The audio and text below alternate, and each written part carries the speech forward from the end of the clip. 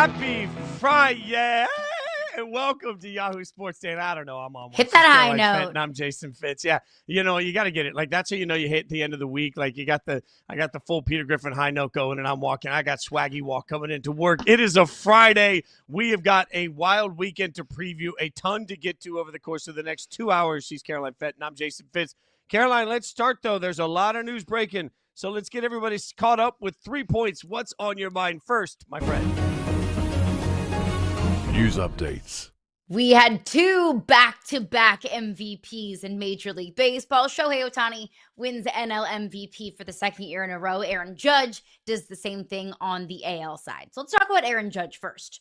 Well-deserved. He had an absolute monster season. He will be a first-ballot Hall of Famer. He is one of the most electric players in Major League Baseball. I consider it a privilege to watch Aaron Judge on any given night and watch him play the game of baseball. Period. No buts. That's it.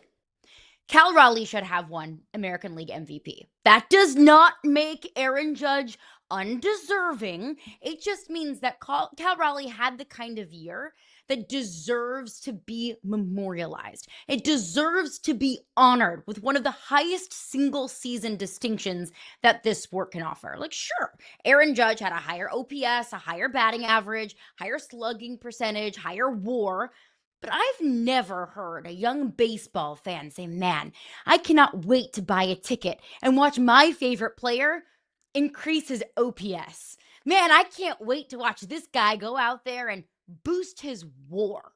Of course not. No. Cal Raleigh had more RBIs and Cal Raleigh had more home runs. Those are the stats and the numbers that matter. Good old-fashioned statistics that matter. Now, Cal Raleigh broke the record for most home runs in a single season by a switch hitter. It was a record set by Mickey Mantle. Mickey Mantle was born in the Great Depression. Mickey Mantle played in the 1950s. That's how long that record has stood, and Cal Raleigh broke that. Let's not forget, he also did it as a catcher. Oh yeah, by the way, he set the record for most home runs by a catcher in a single season as well. And I think I will. I know I will. And I think a lot of baseball fans out there will remember the 2025 Major League Baseball season as the year of Cal Raleigh.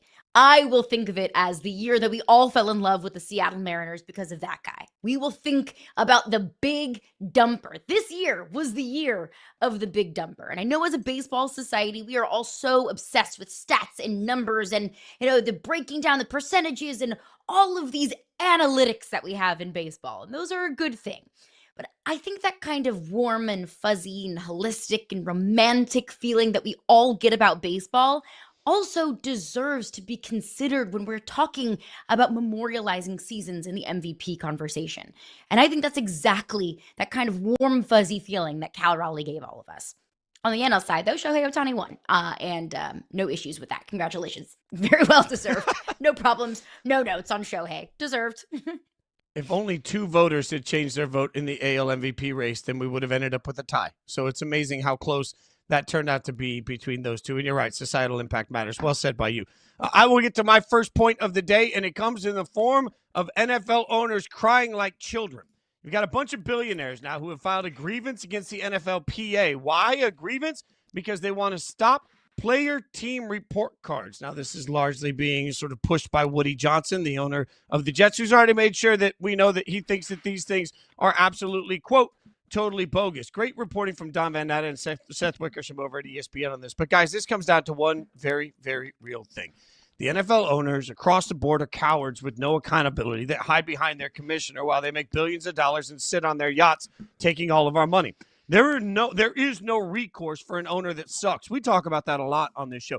And there's no more hopeless feeling in all of sports than knowing that your favorite team is owned by somebody that isn't good at owning a team. These owners get to where they are because they're good at something, but it doesn't mean that they're great at owning a football team. It doesn't mean that they're great at owning and identifying, I should say, talent from a coaching standpoint, to a front office standpoint, to a player standpoint. It doesn't mean that they're good at knowing when to be involved and when not to be involved. In fact, all owning an NFL team does is make sure that you make a ton of money. The only accountability, we can fire coaches. We watch and we scream for coaches to get fired all the time. We scream for players to get cut all the time. That's accountability. The only accountability owners like Woody Johnson have is a report card. And I realize at some point we all hated getting report cards, but at some point you wake up and you're a grown-ass man or woman that owns a multi-billion-dollar industry, and there's one way the players can hold you accountable, and it's a piece of paper. In this case, it's an electronic document that grades you and how you do everything from taking care of families to feed the players to the nutrition to the training to the facilities, all of it. That's all they're doing is letting the world know the job that you're doing. And it's not done maliciously. It's done in a way with accountability. It gives other players the opportunity to look around and decide where they want to play. It gives fans some idea of what players are dealing with that we don't even see on the 6 days a week that they're not standing on the field. It is the one level of recourse that we could possibly have. Shame on you, NFL owners, for being so scared of a tiny, itty-bitty bit of accountability from somebody that actually has their life impacted by what you do and what you don't do. Shame on you yet again for hiding behind whatever you can hide behind and building more and more distractions and walls. We yell at the commissioner of the NFL in every major sport all the time for the things that we hate without realizing the commissioners are just meat shields propped up by the owners to take the blame for everything. That's all Roger Goodell is. So the next time you want to yell at Roger Goodell, think about this instead. Maybe the problem isn't the commissioner. Maybe the problem is your favorite team and your favorite team's owner. And maybe the problem is guys like him have absolutely no accountability. If we get rid of report cards, it only lets owners do what they've been doing forever. Hide while they make their money and they can run their franchise however they want with no accountability. I don't want that world for the NFL. I hope the NFLPA wins this. I hope the report cards become even more transparent. And I hope someday owners have to sit in front of a microphone and answer questions just like players do and just like coaches do for the incompetent way that they run their franchises. Now, let's get to our top point of the day. Now that I've got my soapbox out.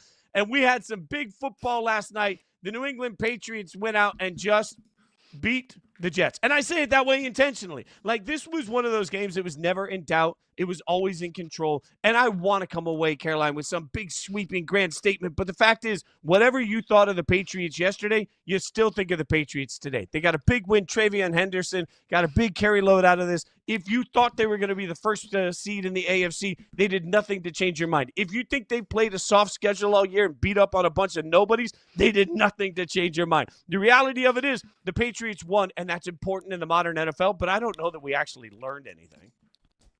No, and look, what I learned is that the Patriots didn't play their best and cleanest brand of football.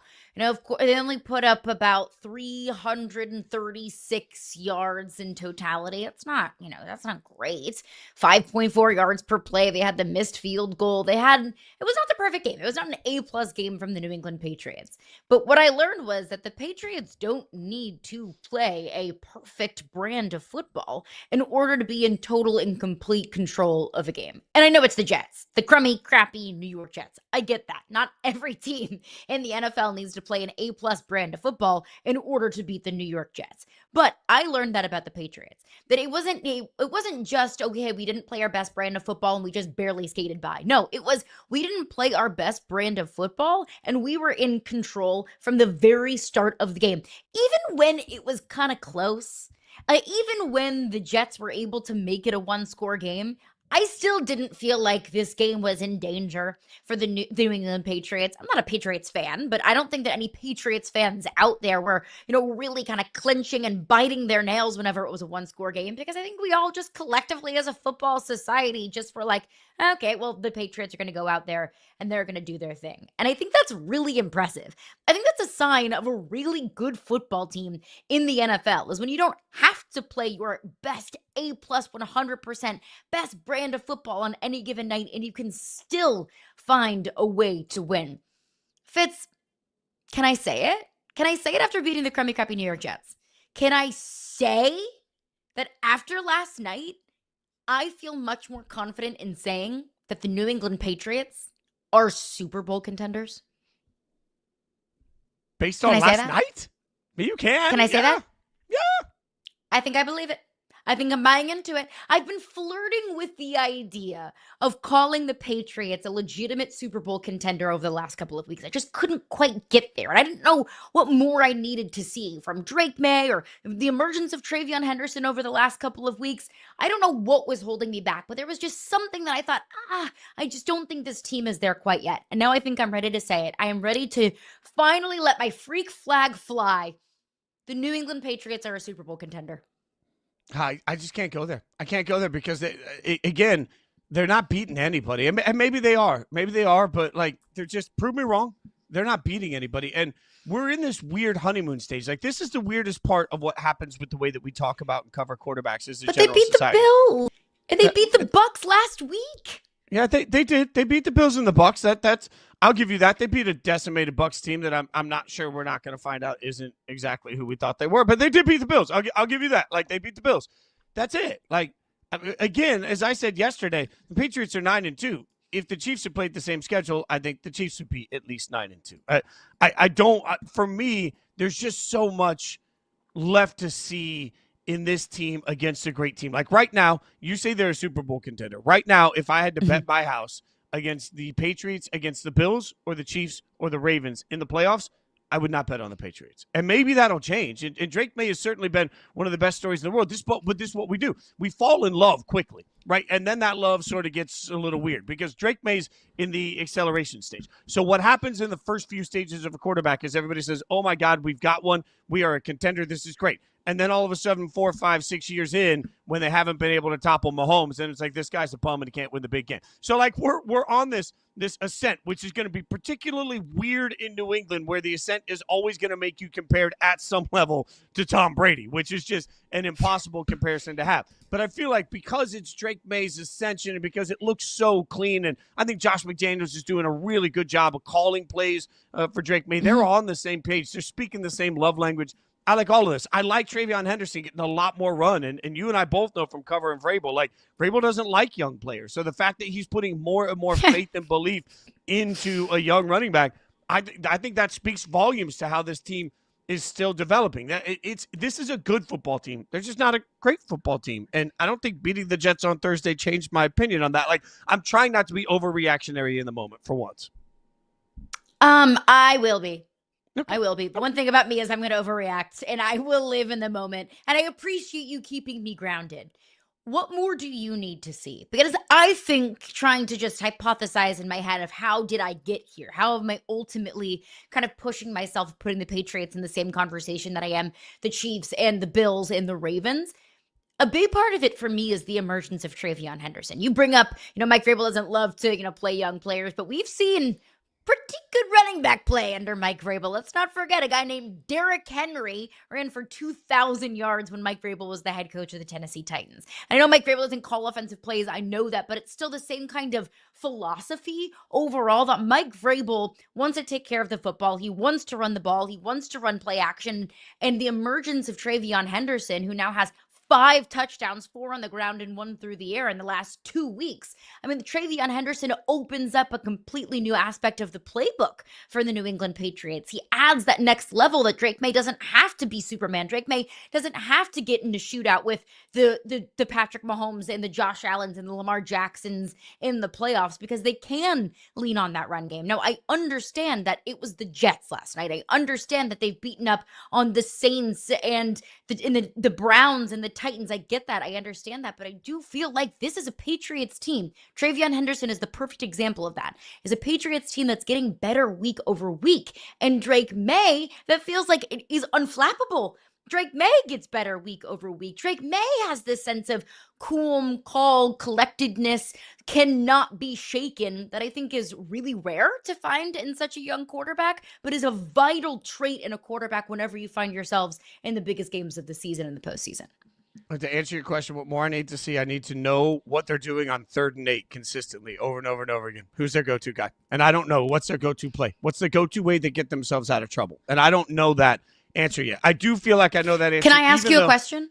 Yeah. What's the Eagles' go-to play on 3rd and 8? They have enough playmakers that I trust to be able to make a play on 3rd and 8. To answer your question in a roundabout way, like, I think Devontae is still one of the best players in the world. I think Saquon's one of the best players in the world. I think AJ, when he's on, is one of the best players in the world. And they have a quarterback that's done it before. They've gotten themselves out of 3rd and 8 so many times. Like Mahomes can be the cheat code of Travis Kelce, but like Mahomes is a cheat code that gets him out of 3rd and 8, right? Like I look at it and say 3rd and long, need a play. How am I saving this drive? And I think Drake May is getting to the point that he's great. I don't know that Drake May consistently yet is a drive saver. We'll find out. And to be fair, this is the same thing I've said about the Bills too. And the Bills have Tampa Bay coming up this weekend. We'll learn a lot about the Bills and Tampa Bay both in that matchup. I want to be fair. I think the Bills are also missing that weapon that makes 3rd and 8 easy. Part of the reason that I'm sometimes scared of Buffalo is the same exact thing. We got a lot of football we're going to break down. Over the course of the next 2 hours, we're going to get you college football news. We're going to get you more NFL predictions. We're even going to pick some games. But coming up next, we're going to go to the hardwood. I'm going to learn how to speak this morning. Triple threat. We're going to figure out some of the biggest stories in the NBA. Are we taking them? Are we passing on them? Are we shooting them? We'll tell you next.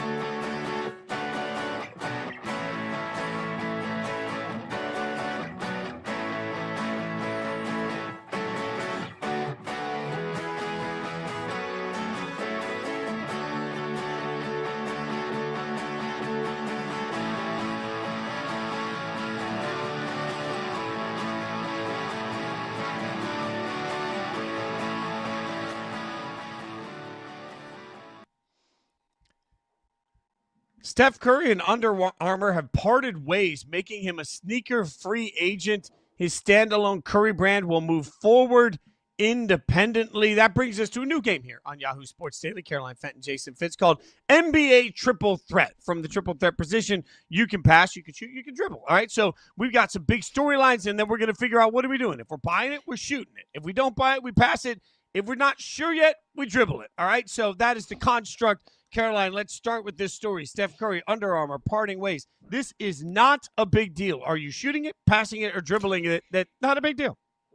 I'll shoot that. It's not a big deal. I don't really care, to be honest with you. And, if Steph Curry wants to break off and make Curry brands his own thing, then great, wonderful. Can't wait to see him flex that creative muscle and see what he comes up with. Woohoo! 5 stars for Steph Curry, but I don't really care about this. This does not affect my daily life. I will not wake up in the middle of the night thinking, what's Under Armour going to do without Steph Curry? I don't care. Yeah, well, here's the thing. I actually do care. Not that I'm going to pass on this not being a big deal. I don't really care because I care about Under Armour's business. I care because I just want to see what comes next for shoe brands. Like, anytime you get athletes with shoe brands, you get the opportunity for their personality to come out. And as we see here, and he says, Under Armour believed in me early in my career, gave me the space to build something much bigger and more impactful than the shoe. I'll always be grateful for that. That's awesome. But right now, we're just talking about shoes, right? All right, let's just talk about fashion for a second. Ain't nobody in the world ever turned around and said, I got to run into this shoe store to buy this pair of Under Armour's. But, I mean, unless they want to be a sponsor to the show, in which case I will say that all day. But plenty of people have turned around and said, oh, my God, I got to see what the new Steph shoe is. So, to me, this is such an opportunity. Whoever swoops in and takes him next, there is an opportunity just to see something creative, something new, something splashy, something incredible. Also, Steph has been so impactful to men's and women's basketball on the need for shoes for both men and women that are trendy and, having some sort of an opportunity there. I just wonder what sort of ambassador he becomes for whatever brand he goes to. So, look, I don't really care where he does his business. I just think it's cool if you like shoes that you're going to get a new company designing a new product around somebody that may have an opportunity to show even more of his interesting personality. So I'm actually going to pass on that. Let's go next to the Oklahoma City Thunder. This is our next big NBA storyline. So we're going to triple threat this. We're either going to shoot it, pass it, or dribble it. Looking here at the average margin of victory at 15.5 points, which, by the way, would shatter the best mark of all time that was set by last year's Thunder. So they're without Jalen Williams yet, one of their most important players. So my question to you, are you going to pass, shoot, or dribble on Oklahoma City winning 74 or more games this season? Best season all time. Pass, shoot, dribble. 74. Cop out. I'll dribble. Because I'm not ready to totally and completely pass on that, because why would I be? Based on what we've seen from this Thunder team, they're now sitting at 12-1. We just saw the stats they're not just beating teams, like they are absolutely positively obliterating teams and making them look silly. I'll use the Laker game as an example. We were talking about, like, should the Lakers trade LeBron because they don't need LeBron? And then after they got mollywopped by the Thunder, we were like, oh my gosh, the Lakers are broken. Like, that's the Thunder effect. So part of me says, yes, that's absolutely in the cards. But also, like, 74 games. It's only November. I can't fully go there. But let me just say, if they do surpass, let's just say the 70-win mark, don't color me shocked. Do not consider me surprised by that in the slightest. I just can't fully go there yet. So I will dribble, which is a total cop-out. I will shoot this, and I will shoot this from a range that would make Steph say, wow. Like, I'm shooting this from maybe from the logo, maybe from the other team's three-point line. Might be shooting it from underneath the other hoop. I am so confident at this point that the NBA is about to have a massive, massive conversation that they're going to have with everybody, because we love selling sexy in this sport, right? We want LeBrons, we want Stephs, we want big, huge names. And SGA is doing absolutely everything you could ever ask a young player to do to become one of the, air quotes, dreaded faces of the league, right? Like, we're so desperate to find faces of the league. I don't think players care anymore about being faces of the league. But I think what the NBA does care about is making sure they can market their best team at the highest possible level. I think that we're about to see a Golden State-like run for Oklahoma City, but particularly this season, when they set the all-time mark for wins, going to have a long conversation about how you build an epic basketball team. Because every single summer, it's who's going to trade for Giannis, who's going to go get this superstar next, who's going to go make sure that they bring in LeBron, how are they going to win with this big name, who's going to go get AD, and the answer is, who cares? Like, the way you build Oklahoma City isn't through any of those big names we just mentioned. It's by taking the long game approach. You draft well, you develop well, you get it right with a bunch of players, you let them grow together, you get young players that gel together, and you create something special. Nobody likes that answer because it ain't sexy, but the NBA is going to have to figure out a way to market it, because I think Oklahoma City is not about, like, look, at this point, it's a given to me they're going to go back-to-back. The question is, are they going to be the best team ever at the end of this season? And wildly, I think they have a real shot at it, which means you better start figuring out now how you're going to market them as well as you marketed Clay and Steph and Draymond and everybody else, because it's inevitable. I am shooting this thing, and I am shooting it with passion. How about this one, Caroline? You ready for this? This one comes from Boogie Cousins, all right? Boogie Cousins says the New Orleans Pelicans are cursed, and it's time to relocate the team, all right? They said you go to the games, there's about 36 people there. So let's get into it. Let's take a look at New Orleans Pelicans relocate to Seattle. You going to shoot, pass, or dribble that? It's quite the misleading graphic there. A Boogie Cousins quote with a picture of Zion. I see what you're doing. Engagement is king. But your question, relocate to Seattle. I'm going to pass on that. But in passing on that, I shall create several enemies with a lot of my friends who live in New Orleans and say I will pass on Seattle and relocate the New Orleans Pelicans to the city of St. Louis. St. Louis deserves a third professional team. I think St. Louis, obviously I'm biased. I am born there. I am raised there. My favorite baseball team in the whole entire world and my favorite hockey team in the whole entire world reside in the city of St. Louis. But St. Louis, in my opinion, my very biased opinion, is the most underrated sports city in America. When the Rams left St. Louis, it wasn't because St. Louis couldn't support a football team or couldn't support a third professional team. It was because the owner got greedy, saw that the team would be worth more in Los Angeles, and then followed the dollar signs. Can't blame the guy, but don't blame the city of St. Louis because you want to line your pockets. Every single sports team that has come to St. Louis has been celebrated and embraced.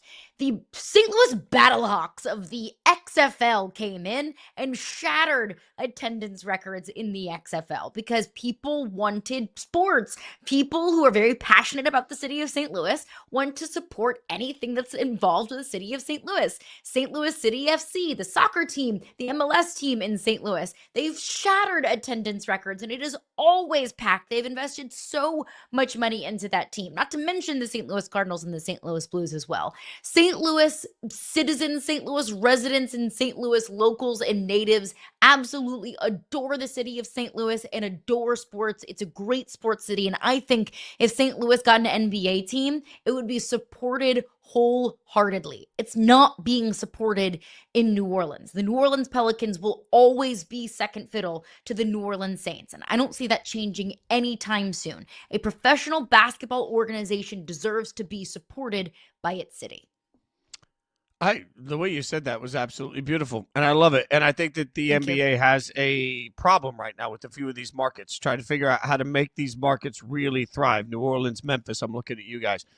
I also pass on the relocation to Seattle, but I pass for an equally selfish reason.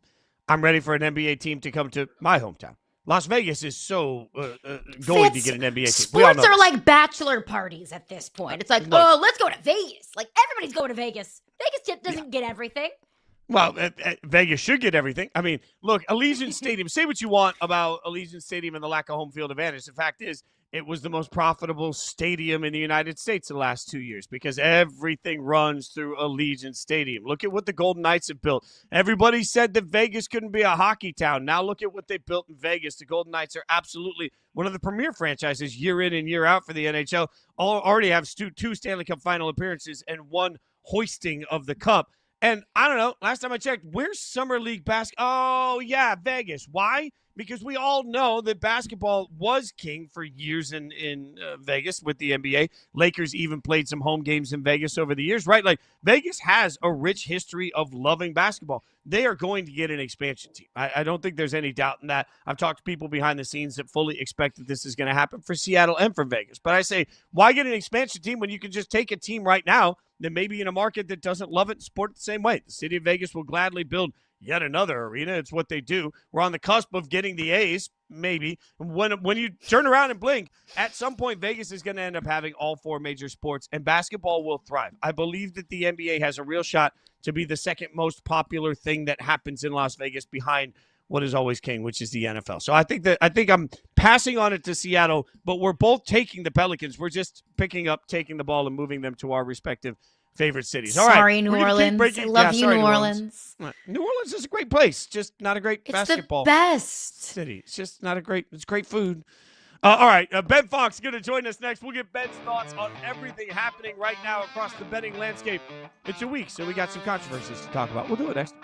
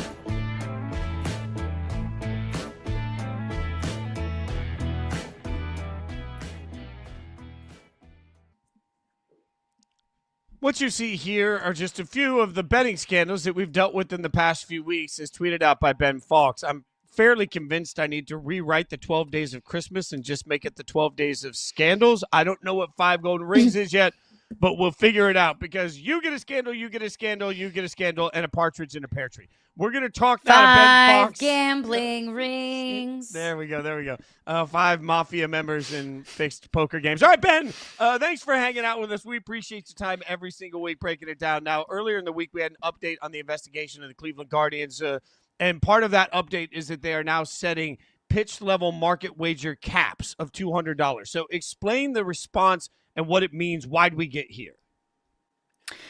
Yeah, so if you see these dark circles under my eyes, it's because I'm a part-time lawyer these days as well, reading indictments and sorting through all of this. But basically, this is, I think, a good first step, right? And we talk about the leagues working with regulators, working with operators. There's a lot of different people that basically have to get together. And this is one indication that, hey, the leagues see, obviously, there are a lot of scandals going on. The FBI is involved. We need to do something. And basically, baseball has worked with the operators and said, hey, for these certain markets, like we saw with Class A and Ortiz, these pitch level markets, meaning, let's just say the first pitch of the second inning, will it be a ball or a strike? Now there's going to be a cap on that of $200, right? Which is the maximum that you can have.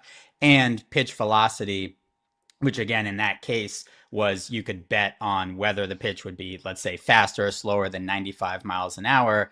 That would also change. And now you can't parlay those together. So this is in response to that FBI indictment where Class A allegedly was working with bettors and basically telling them, hey, in this first pitch of, let's say, the 7th inning, I'm going to throw a ball and it's going to be a certain pitch. They could then wager probably more money than they should have been able to get down. And this is why that response is having that limit and that cap. And they could also parlay it together, right? So they could parlay the fact that the first pitch would be a ball with an under, let's say, on how fast the pitch would be. And obviously you then win more money. And so that's part of the reason in these allegations you kind of take a step back and say, whoa, how is there several $100,000 of potential winnings? Well, when you start parlaying things together and have large amounts of money, that's how you get it. So I think we're working on both ends here, right? Obviously, this will go through the system. We'll see if these allegations are true. If they are true, there's no way that Emmanuel Clase is throwing another pitch in baseball. Potentially, even if they aren't true, depending on what MLB goes through in their investigation, he may be banned from baseball, right, for betting on baseball. But also, we're seeing the sports books kind of have that cap, have a little lower amount that people can win. So it's both a deterrent because players then would see, hey, even if I did try and manipulate something, there's not that much money that I can win. And there's also a large punishment on the other end if indeed this happens and you're found guilty. So kind of the first step, I think, towards working back probably where we should get to in terms of overall the number of markets and then the amount that you can wager on some of these smaller markets if they are kept up by sportsbooks. To that point, though, Ben, I think the Emmanuel Clase example is the perfect one because a deterrent would be, okay, well, the risk is not, is too high for the reward. If I can only make X $100, it's not going to be worth it. But can't you already say that when Emmanuel Clase had a couple $1,000s at, invested into the sports books when he's making tens of millions of dollars a year? Like, at what point is it not just the dollar amount and it's just the thrill of the bet?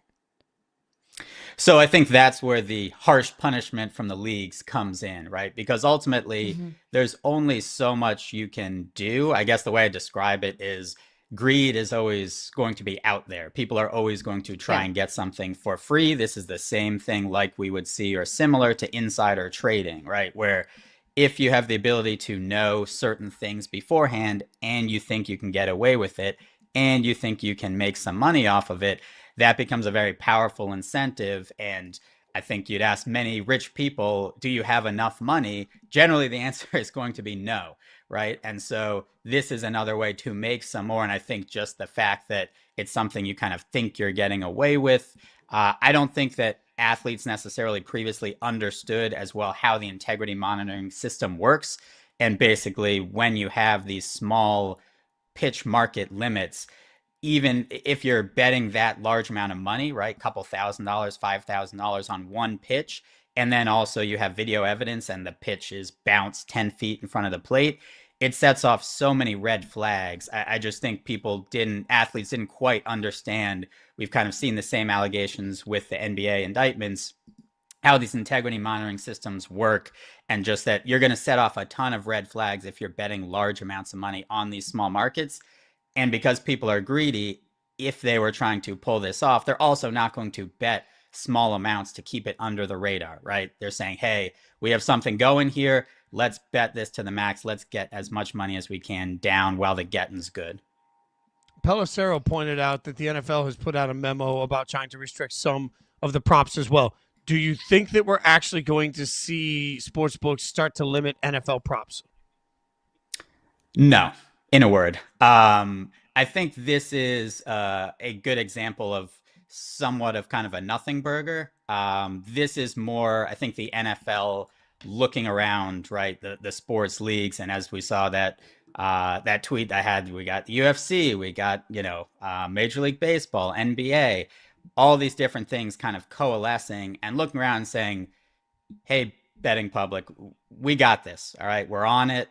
This is what we've been doing. This is kind of how we're protecting the integrity of the game. We're not going to have this situation in the NFL. And so I think this is very good for optics. A lot of the things that they are talking about are already things that they have kind of requested and worked with the sports books. And generally, I think there were 4 things that they mentioned. Things inherently objectionable, like betting on a player injury, right?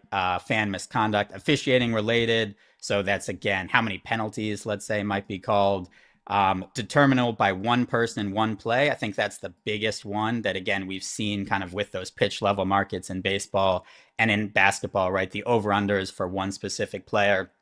But for the most part, that's talking about, let's say, a smaller market, like will the quarterback's first pass be complete or incomplete, right? Where theoretically the quarterback could just say to the wide receiver, hey, I'm going to throw you a quick screen. We'll complete that.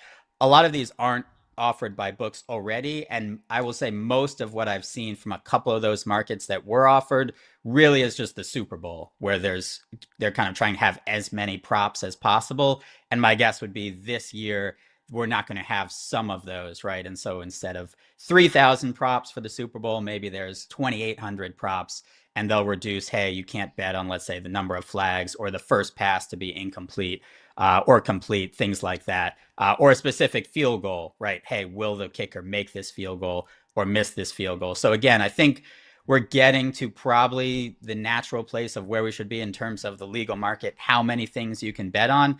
I keep saying at different shows, I'm about as pro betting as you can get. It's been my career, but also I do think there's a limit as to kind of the number and breadth and depth of things you should be able to bet on, and especially with those limits as well.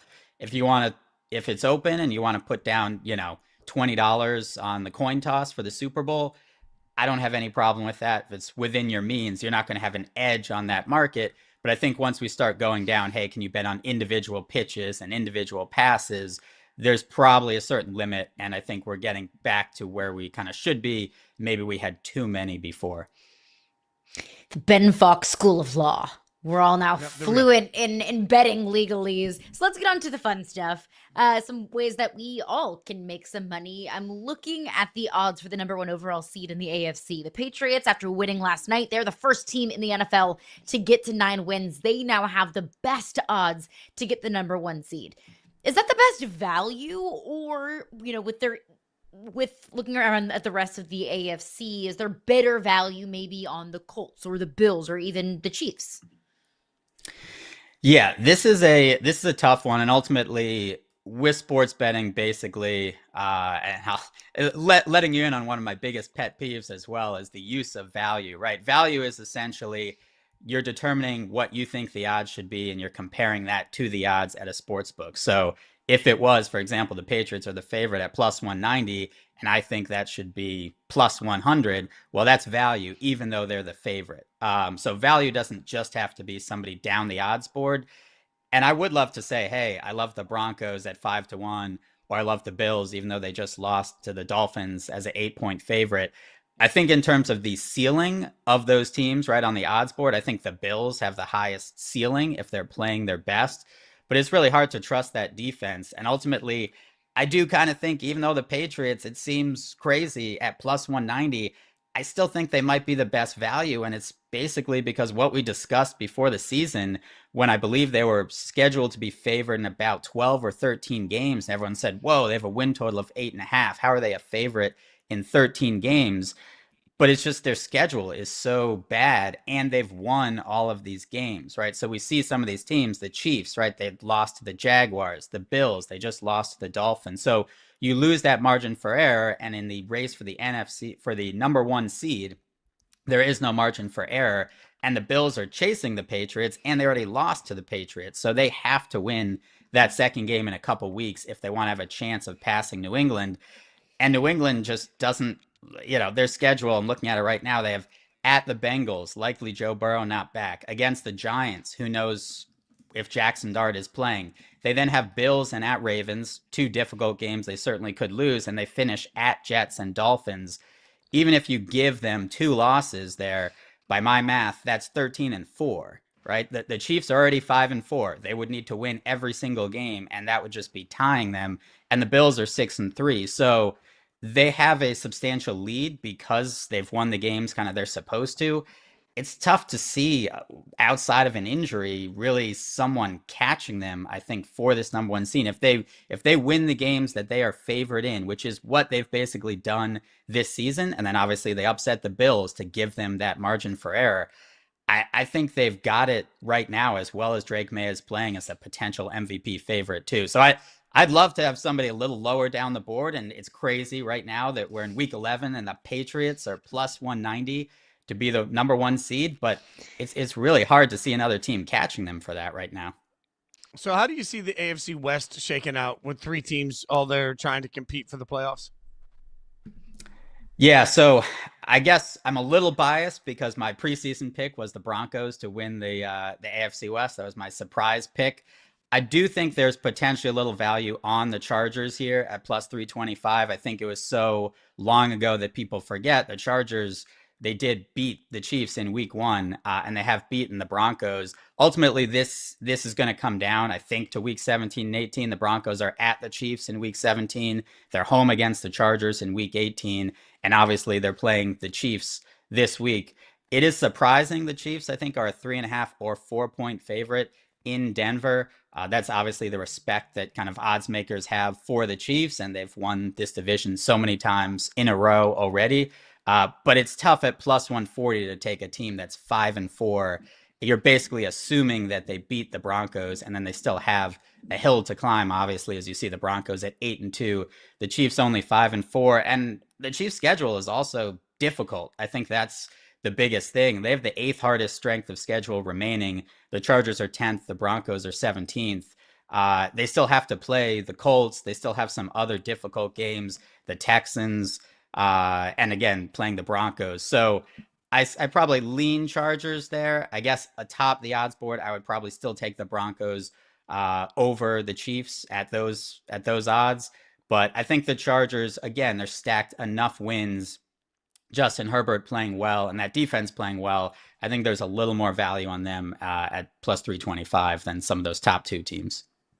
We ran out of time before you could tell me how the Raiders are going to win every game the rest of the season and shock the world, Ben. All right. Read him at yahoosports.com/betting. I got jokes. Follow him on Twitter, X at bfawkes22. Ben, appreciate your time as always. Thanks for the expertise, Professor Ben Fawkes. You got it. Thank you, Ben. I didn't know he was going to have to take us to law school, but you're right. Coming up, we're going to give you Monday's headlines right now. Extra, extra. Read all about it. We'll tell you about it next.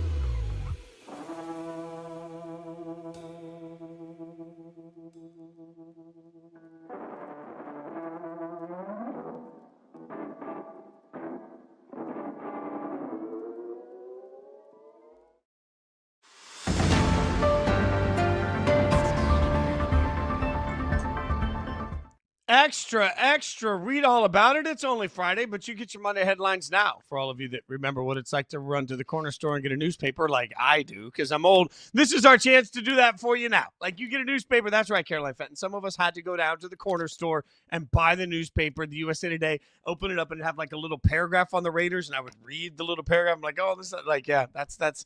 We had a newspaper growing up. The St. Louis Post-Dispatch was dropped off on our front lawn every morning, and I would read the comics.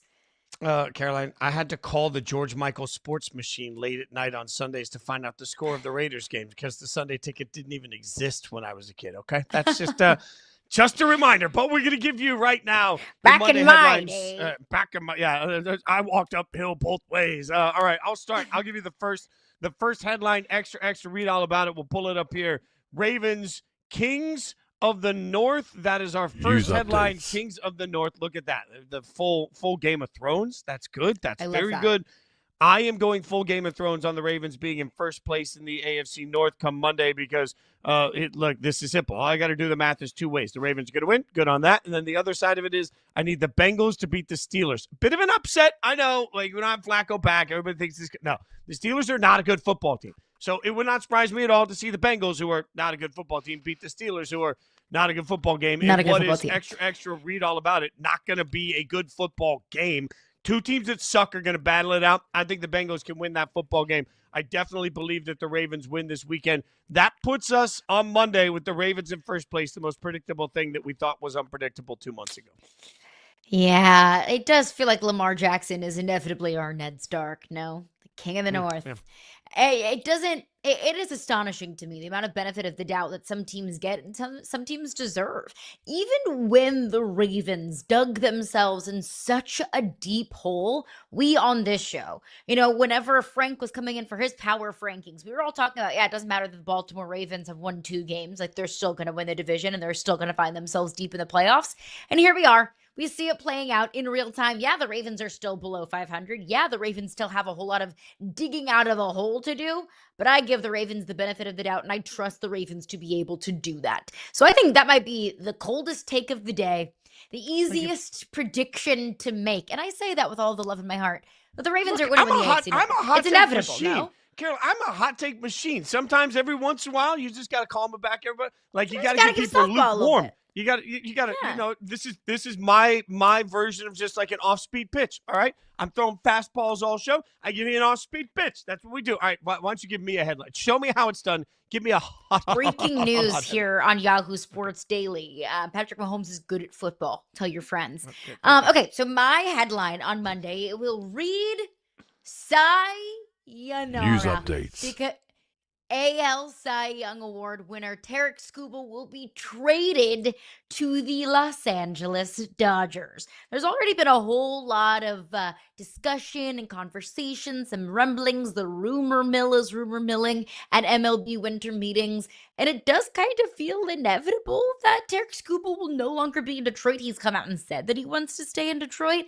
But to the victor go the spoils, and the Dodgers get everything. The Dodgers get everything good. And if the Dodgers don't get everything good, then the Yankees get everything good.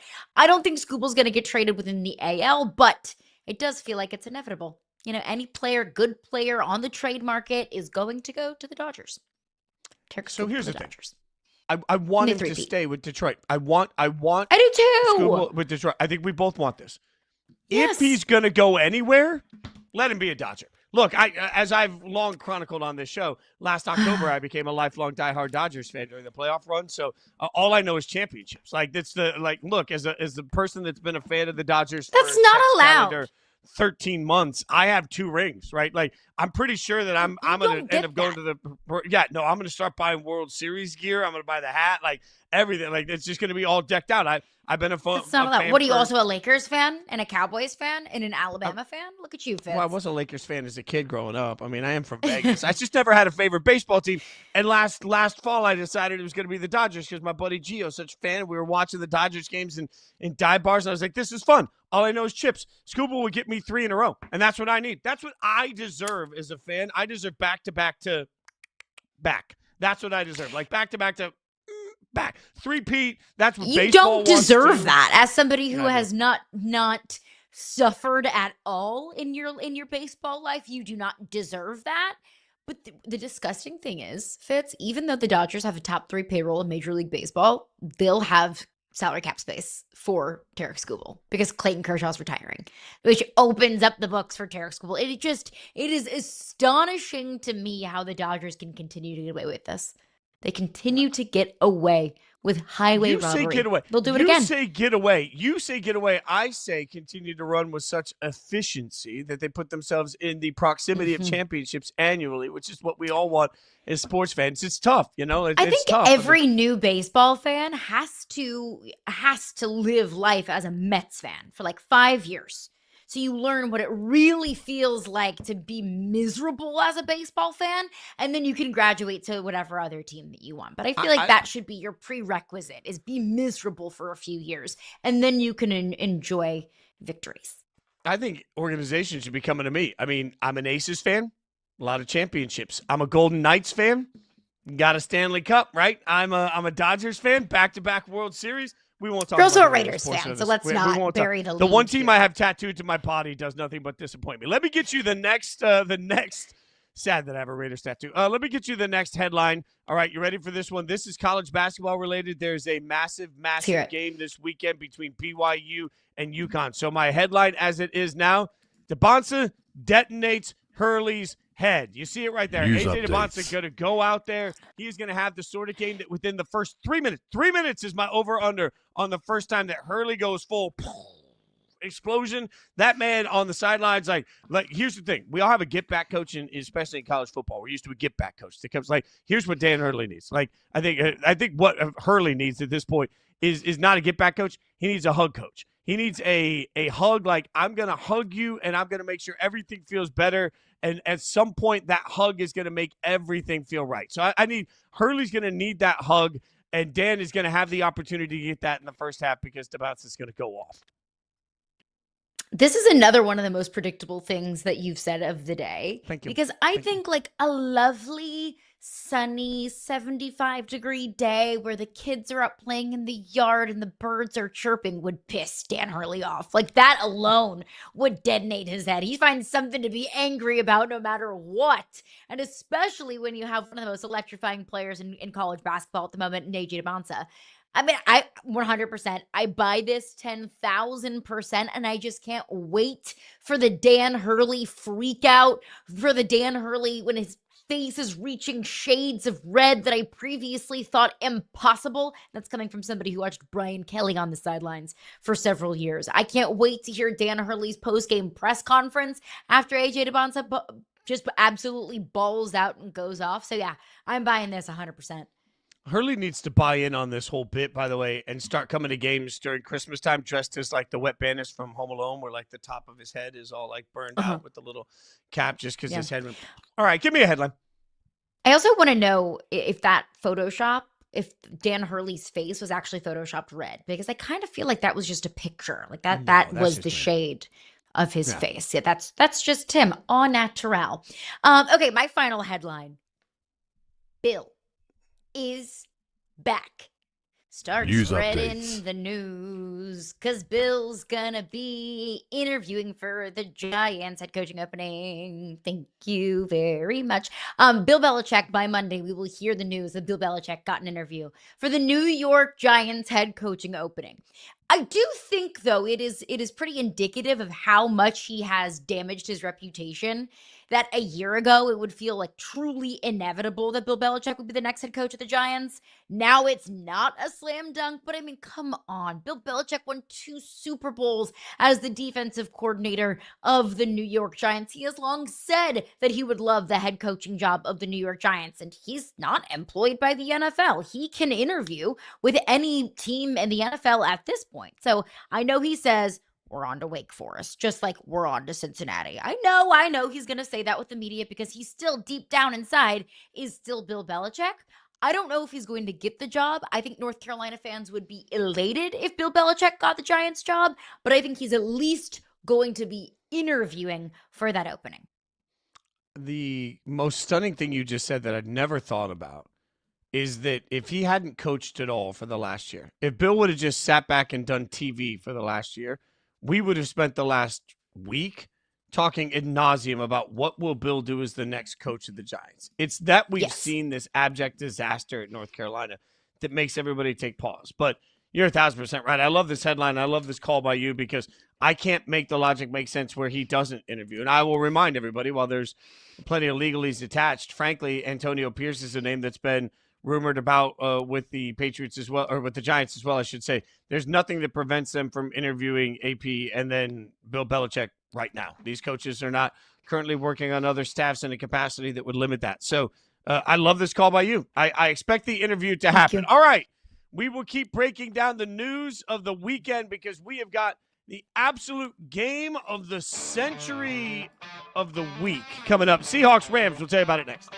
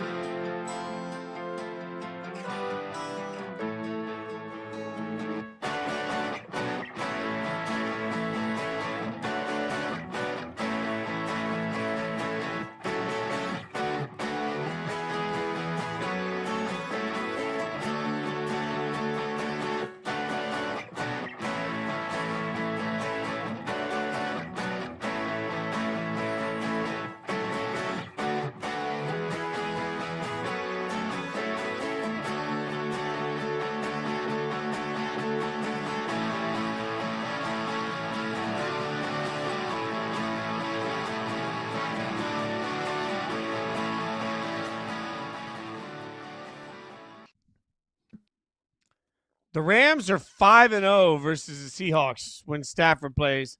Say that count gets to 6 on Sunday. That's confidence on Twitter, right? We've got the game of the century of the week. And look, we're going to do this on the show. We're going to call it out because every single week I feel like at some point we're sitting here saying, it's the game of the year. It's the game of the century. Oh, my God. We've got a stacked slate of action over the course of this weekend and some huge football games. We'll get to several of them. But we've nominated the game of the century of the week to be Rams versus Seahawks. I think in part because these are two rivals, in part because they're in the same division. Obviously, they're in the same conference. They're both 7-2.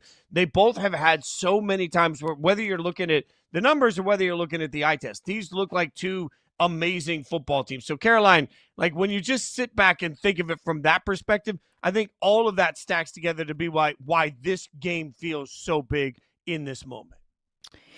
And I will also add two quarterbacks who have very strong cases for league MVP with Sam Darnold and with Matthew Stafford. So it's two great coaches, two great quarterbacks, two great teams that play in the same division, two legitimate Super Bowl contenders, and also made even more interesting on this show because you and I have both made very strong cases for both of these teams. You with the Seahawks, myself with the Rams, to which team is the best one in the NFC. And truly, I think that's a debate that is inconclusive. That's a debate that you can take either side and feel really good about taking either side. So yeah, this is 1000% the game of the century of the week. And that's also understanding that we have another game of the century of the week with the Eagles and the Lions this weekend. But I think this one kind of takes the cake.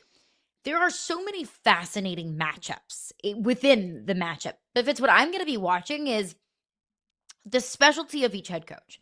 And that is Sean McVay's offense against Mike McDonald's defense. Like, that is the matchup here. It is strength on strength. Sean McVay and Matthew Stafford, that's playing at an absolutely elite level. I mean, he's thrown for 20 plus touchdown passes and 2 interceptions on the entire season. He hasn't thrown a pick in several weeks. Like, Matthew Stafford is playing the best football of his career, but that's going to come against a Mike McDonald defense that's going to bring the pressure, that's going to confuse the quarterback. So I think that is the matchup here. And that's not, overly intricate. That's not overly, in depth, but it's just offense versus defense. And that's also understanding that it's a Seahawks offense that is incredibly efficient and a Rams defense that's incredibly physical. But to me, the matchup to watch here is the battle of these two head coaches. It's Sean McVay's offense against Mike McDonald's defense.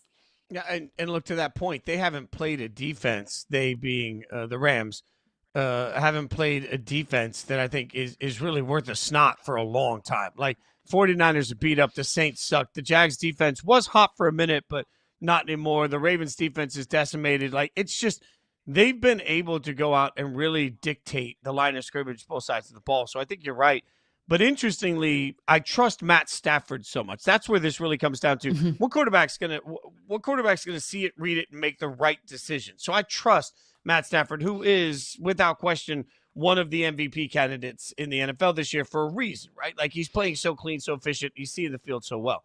I think the more interesting matchup to me because of that is actually the opposite. Even though you're right, strength on strength, I'm looking at Sam Darnold against this Rams defensive line, and I'm saying, okay, like, the Rams defensive line can get after you. And we've seen some really bad moments from Darnold when that happens. It's interesting to me because there are certain games that are kind of myth busters. And this one becomes a myth buster for Darnold. If he goes out and he takes the hits and he takes the pressure and he still goes out and out executes and he manages to play a really clean football game where he's a big part of why Seattle wins, we're going to have to press pause on all the conversation about the things that have gone wrong in the past and just talk about who Sam Darnold is right now. That's also a lot of ifs. I'm still trying to figure out how much I believe even in the Rams. The Rams defense has looked really good, but the Rams defense hasn't been tested. So when you start talking about Darnold getting to Jackson Smith and Jigba, right? And Shaheed is a new addition that's going to mean a lot. I've mentioned several times the two-headed running back, which I think is such a huge part of why Seattle is an effective offense, because it's not about, much to the chagrin of fantasy football players, it's not Kenneth Walker III or Zach Charbonnet. It's both, right? So they wear you down over the course of it with explosive runs and big runs and physical runs. They can do both. They can control tempo. So to see what this Seattle offense looks like, to see how well Sam Darnold plays against this Rams defense, I think becomes the key. Maybe because I agree with you so much that strength on strength is almost a wash. Now I need the other sides to come up big for this game to really make sense. And those other sides are still strength on strength. Yeah. Like, this Rams defense and this Seahawks offense, like, neither sides of the ball are really liabilities. Both sides are reasons that I consider those respective teams legitimate Super Bowl contenders. I mean, if the season ended today and I had an MVP vote, which I don't, I would love one. Subliminal message to anybody out there listening. I would vote for Matthew Stafford as MVP. But that's not to say that Sam Darnold isn't also a legitimate MVP contender. I think the Seahawks defense is one of the best in the National Football League. But that's not to say that I don't think that's a massive strength for this Rams team. So if you just say, oh, I'm excited for this, this Rams-Seahawks matchup because of strength on strength, you have to clarify what you're talking about, because on both sides of the ball, it is strength on strength. For both of these teams, they are so incredibly physical and sound. It's wild. And by the way, Jory Epstein, our esteemed colleague and friend of the show, you can watch her on Inside Coverage every day, does have an MVP vote. So we'll have to talk to Jory and see if we can get one for this show. I think we deserve it. Look, I think so too. The funny thing is, you and I have spent much of the week trying to figure out who's better. And peek behind the curtain when we were talking about this yesterday. And hey, let's break this game down. Even our staff was like, well, we know which side you're going to take and which side you're going to take because we've been doing it all week. I think, in fairness, if we just today put on a whiteboard, all right, do you trust Stafford versus the Seahawks defense? My answer is yes.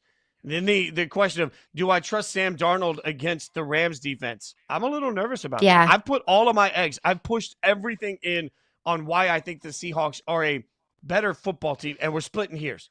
I think they're very close. I think Seattle's a little bit better and a little bit deeper in some ways.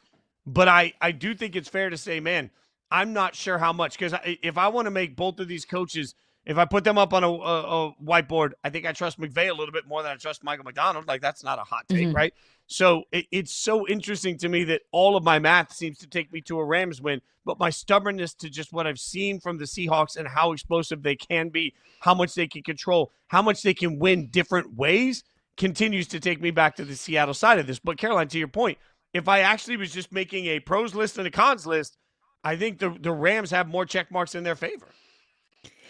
Head coach, I give credit and favor to the Rams. Quarterback, I lean a slight favorite to Matthew Stafford because I still can't trust Sam Darnold to not throw the death pick. I think the Bucs game is the perfect example of that. When you were in a true and legitimate shootout, Sam Darnold threw the death pick, Baker Mayfield didn't. I can't always trust Sam Darnold to not do that in some of these heavyweight matchups. Skill position players, I lean probably a slight favorite to Seattle just because I think Jackson Smith-Njigba is playing at an insane level. If I had to pick one receiver to build my team around this season and this season only, it's JSN. Defense, I lean a slight favorite to Seattle, and it's probably more of a hat tip to their head coach and his defensive scheme more than anything because I still trust this Rams defense.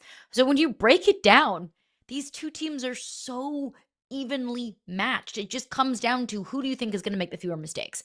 I trust the Rams to make fewer mistakes. All right, so this game is obviously epic. It's elite. On this show, we like to call it a Bart. It's time for a little bit of fun. It's time for Can't Wait. This is where we bring we channel the energy of Bart Scott into the show. And we do one or two things, right? The game, we're going to tell you about some games, and we're going to figure out, is it a Bart? If it's a Bart, you'll hear this. Can't wait. Can't wait. And if it's not a Bart, it's a fart, in which case you will hear this. Still the same fart sound. All right, Bart or fart. Let's take a look at some loud. It is. It's so long, too. It's Let's take a look so first. long. We know that the one we just did was obviously that's a huge Bart. What about Bengals-Steelers? Bengals-Steelers, Bart or fart? Bengals-Steelers is a Bart. Can't wait. But it's like the Barts of farts. Like it's not like a Bart in the same way that like RAMS-SEAHAWKS is a Bart, but this is so farty that it's Barty. It's a Barty party. It's the good of the bad. It's the Bart of the farts. And the reason why is because we've seen this matchup before when we saw the Unk Bowl on national television a few weeks ago, and it was like kind of awesome. Like we got 7 combined touchdown passes from 2 quarterbacks that are 40 years old plus, that it was a legitimate shootout, that it came down to the wire, that we saw Aaron Rodgers heave a ball like 80 yards downfield, and Steelers came up short, not because the pass came up short. I am so down for this game. Again, also, there's a lot on the line. We talked about how we both think that the Ravens are going to take the AFC North. Well, if the Steelers are able to find a way to beat Cincinnati, then that race gets significantly more interesting. Not interesting because I think the Steelers are a good team, but interesting just in the standings alone. For that reason, how gross it's going to be, how farty it truly is, it is a Bart. It's like a sickos committee Bart. Since we saw that game, since we saw the first iteration of Steelers-Bengals, the Bengals have lost 2 inexcusable games, and the Steelers have lost 2 or 3. This game's a fart. I think they used all of their – thank you. I think they used all of their turbo buttons. I'm never ready for it. Well, you knew it was coming. They've used all their turbo buttons. They're out. Like they did everything they could in that game, and then all of a sudden they were reminded. Like the problem with the Unk Bowl isn't the Unk Bowl; it's the day after the Unk Bowl when you're just rolling and icy hot, and you're hoping somehow your body recovers. And I don't think either team really recovered from the damage that game did. I think we're going to see a much sloppier, uglier version of that football game this time. I do think we're going to get a Bengals win, but I think it's a fart. What about Lions-Eagles? Can we agree that the Lions-Eagles is a Bart? It's a big fat Bart. Can't wait. Cannot wait. This is the other game of the week of the century. Can't believe that game of the century of the week. Can't believe we have 2 games of the century this week. That's incredible. Can't believe we have 4 generational players in this upcoming NFL draft. Yeah, this one's going to be great. Don't let Rams-SEAHAWKS and how much is on the line in this one overshadow how much is also on the line in this game. Even if it's not the same division like it is with the Rams and the Seahawks, which makes it extra spicy, like we are seeing 4 teams in 2 games 4 teams that could be legitimate number 1 overall seeds in the NFC. How fun is that? How lucky are we? I feel like this game is so important. This game's apart because thank you, of the inconsistencies we've seen from both of these teams at times. Dan Campbell took back the play calling duties for the offense. The offense looked wildly different, right?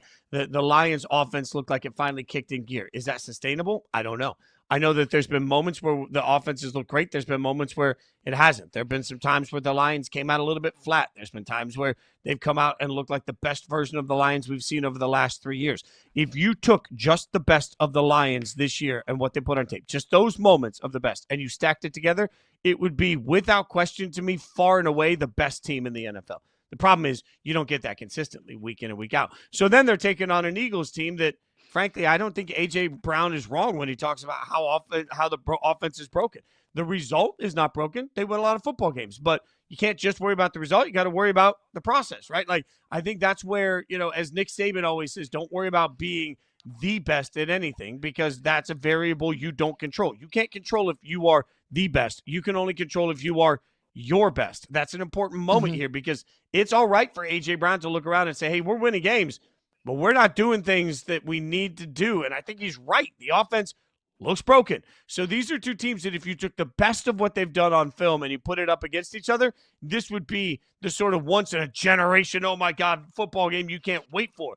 The problem is we've also seen awful from these two teams over the course of this year. I don't know which version we're going to get, and it's a Bart for me because it's such a statement game. The lack of consistency from teams that we felt like are so very trustworthy and we view as legitimate Super Bowl contenders in both the NFC and the AFC is staggering, because we've seen it from the Chiefs, and we've seen it from the Bills, and we've seen it from the Ravens, we've seen it from the Lions, we've seen it from the Eagles. The play calling for the Philadelphia Eagles is totally and completely broken. I don't support what A.J. Brown is doing and publicly pouting and, going on Twitch streams and talking about how fantasy managers should dump him. Like, I don't believe in that, because I think that's just toxic in a locker room. But I see where A.J. Brown is coming from. It should be illegal, the lack of attention that he has gotten, that the play calling just feels so day late and dollar short. And with the Lions, sometimes we can see them look like the best team in the NFL, and then they can come out and lay such a colossal egg, and it's like, wait, what happened? Like, the Lions had zero business losing to that Vikings team. Same thing that I think the Bills had zero business losing to those Dolphins teams. Like, I just want to find some semblance of consistency for teams that should be dominating certain teams on their schedule, and they're just not. And so I'm excited to see. I mean, you're going to get the best swing, I expect, to get the best swing from both of these teams in this game this weekend. All right, let's get one more in. Chargers-Jags, big game for playoff positioning. Is it a part or is it a fart? That's a fart. That's a fart. Yeah. Still, I knew it was coming, and I still jumped a little bit, because it's a jump scare, that fart sound is. But yeah, this game's a fart. I just, the Chargers are banged up. The Jags are so weird and unpredictable, but not in a fun way. Neither of these two teams play an overwhelmingly fun brand of football, in my opinion, Fitzy. This game's a fart. Yeah, and look, I agree with you 1,000%. It is absolutely a fart. And you said that the Jags, are kind of inconsistent. The Jags just aren't good. Like, y'all, let's stress this. The Jags are a 2-point conversion away that could have been converted in the back of the end zone for the Raiders. I know it wasn't, but it could have been. They're a 2-point conversion away from having lost the last 4 straight games. That's how bad. We don't think about how far it's far. They lost to the Seahawks. They lost to the Rams. Those are 2 good losses, fine. They almost lost to the Raiders, and then they lost to the Texans in one of those weird, wild, how did Davis Mills just do that to you games? So at some point, you have to look at who the Jags are. Yes, they started the season really hot, and we all looked at it and said, Liam Cohen has it figured out. Oh, my God, everything turned around quicker than we expected. Are the Jags going to be the surprise story of the NFL? Okay, if we were going to react that way to the first 4 or 5 weeks of the season, do we not have to react with the same level of emotion to what we've seen over the last month? Because it has been over a month since the Jags played good, meaningful football. It's been over a month since the Jags looked like a team that could contend for the playoffs. The Jags are not a good football team. So what we have now is a team that sort of started hot and the wheels have fallen off, taking on a team that is just bare bones and injured in the Chargers that I think has all the talent to be a Super Bowl caliber football team and none of the health to do it. This game is absolutely just going to be a disaster to watch. It might be interesting, but it is not going to be good football. All right. We'll make our picks on some of these coming up later. Don't want to miss that. We're on a roll with some of those. But coming up, big news in college football could change the playoff committee forever. And there's some big games with absolute playoff hopes on the line. We'll tell you about it next.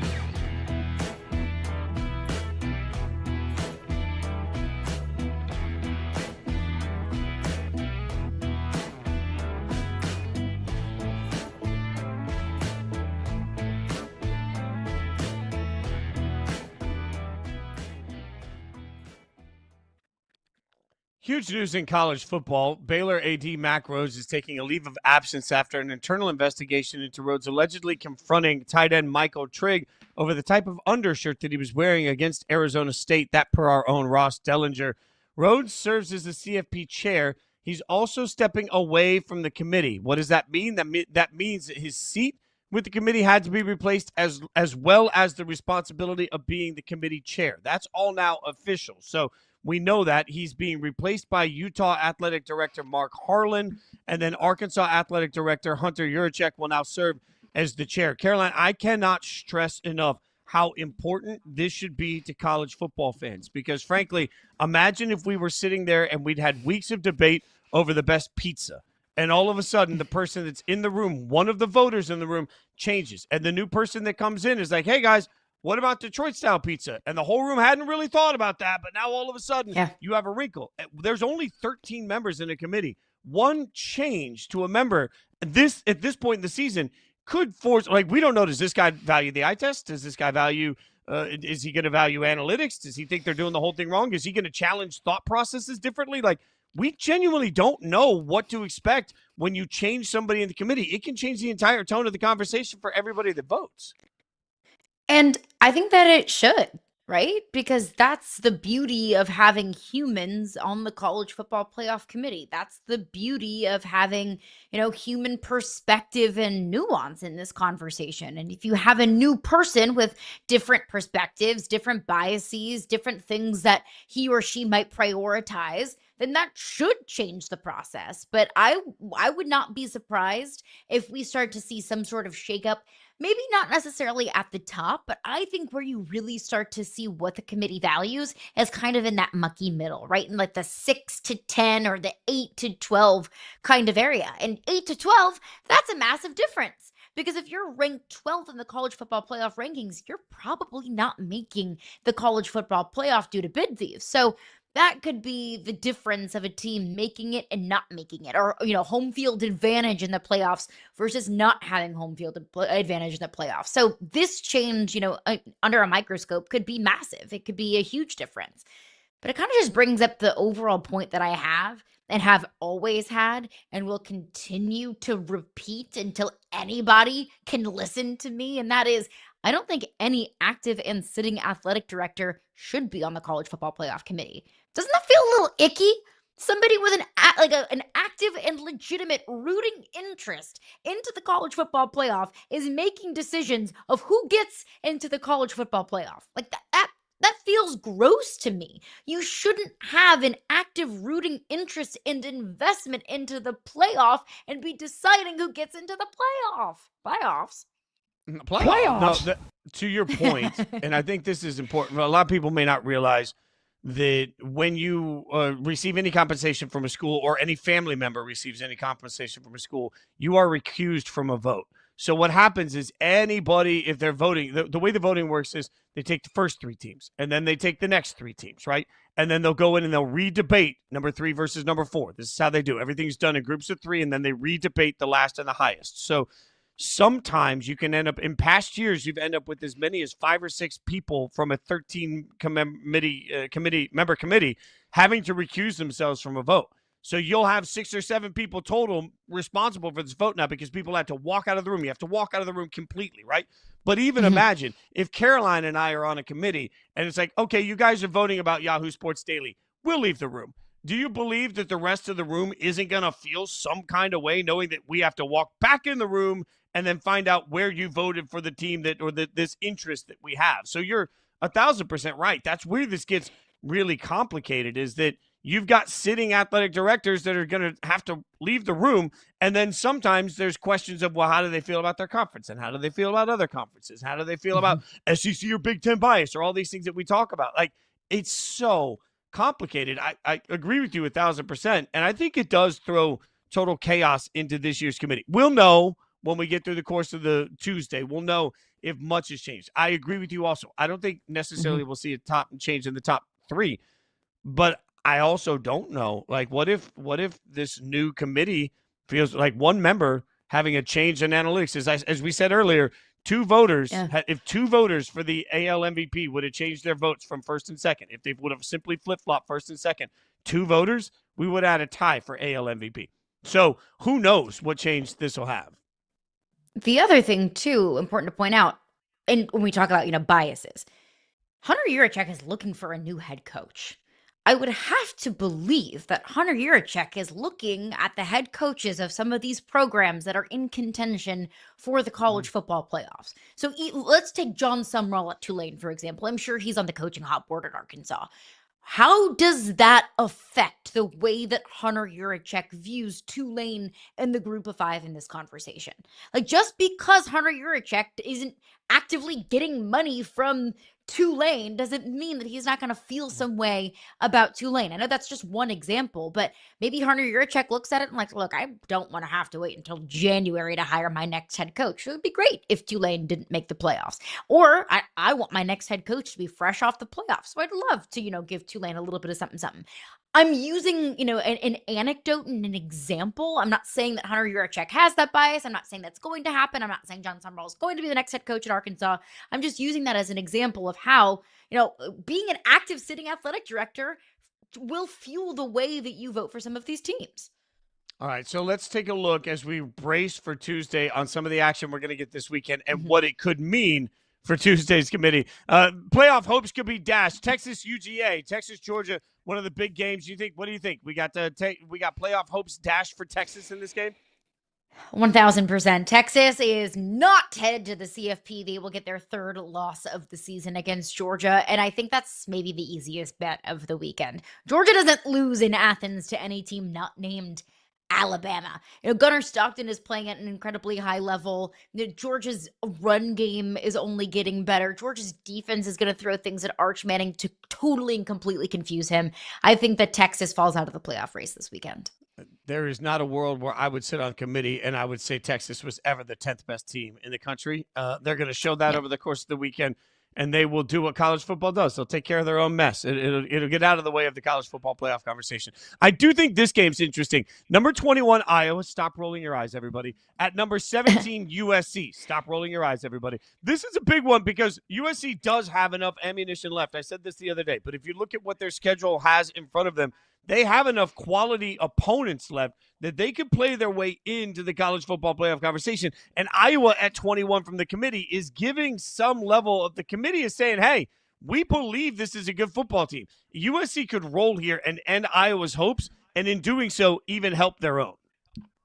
Yeah, I mean, USC right now, they're only a 2-loss team, and they could be the beneficiary of some of these other 2-loss teams losing out. And right now, if the season ended today, USC would be 3rd in the Big Ten. They would miss out on the Big Ten championship. If I'm Lincoln Riley, that's the best possible scenario. We'll let Indiana and Ohio State beat up on each other in the Big Ten championship game, and then we'll just go ahead and cruise into the playoffs. But you have to beat Iowa in order to do that. This version and this iteration of USC is different than any other Lincoln Riley team throughout everything that you know about USC, because this team, they want to run the football. King Miller is, I think, one of the most under-talked about running backs in college football right now. I mean, like, USC was able to beat Michigan the way that Michigan wants to win football games. Playing defense, playing tough at the line of scrimmage, and running the football. USC out-Michiganed Michigan. Now, that's the formula for beating Iowa. USC can do that against Michigan. I don't think that USC can do that against Iowa. This kind of feels like a battle of cultures and a battle of style. Well, if you culture on culture, I'll probably take Iowa when it comes to culture in any given game, in any given matchup. So I actually think that while USC right now has a path to the playoff, I think that gets totally foiled against Iowa this weekend at home. I think they win this weekend, but then it gets foiled in a week when they have to take on Oregon. That won't be pretty for them. One more real quickly in. Oklahoma, Alabama. Number 11, Oklahoma. Number 4, Alabama. This has to be the time that we stop talking about Oklahoma, too, right? Like, this just feels like the death punch is like, finish him, and that's what's going to happen here. Yeah, I think Alabama is going to win by at least a touchdown, if not more. Look, Oklahoma's a good football team. They're not a great football team. Alabama's a great football team. Oklahoma's been good on the road, but they went on the road and beat Tennessee, and because Tennessee made a bunch of mistakes and Oklahoma was just able to capitalize off of them. I don't think Oklahoma did anything, particularly over the top or wonderful in order to beat Tennessee. Alabama's not going to make those same mistakes that Tennessee did. And I think that Alabama's going to be able to pick apart that Oklahoma secondary. I think that this is going to be a big day for Ty Simpson. If it's going to be pound for pound and throw for throw, I'll take Ty Simpson over John Mateer any day of the week. So I think Alabama's going to roll on this one. No pun intended. Yeah, which is going to make it really interesting because so far we have some top 10-ish teams in Texas and Oklahoma. We have them losing. That's going to put them in the situation with their number 11 and 12 in the playoffs. So let's see what the committee thinks because there's more opportunity for chaos to come on Tuesday. We'll break down all of the chaos and more with one of our favorites next. Going to figure out what's going on across several different sports. Jay Busbee going to join us, get his thoughts on what you see right there. A little WNBA talk coming.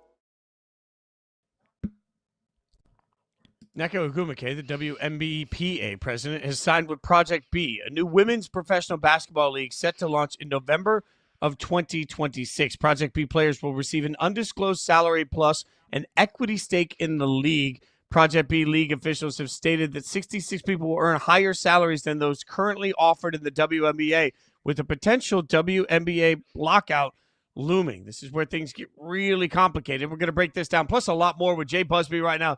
Covers everything as a senior writer here at Yahoo Sports. So you have a great column out there on the ambitious plan of Project B. What's it mean for the W, though, Jay?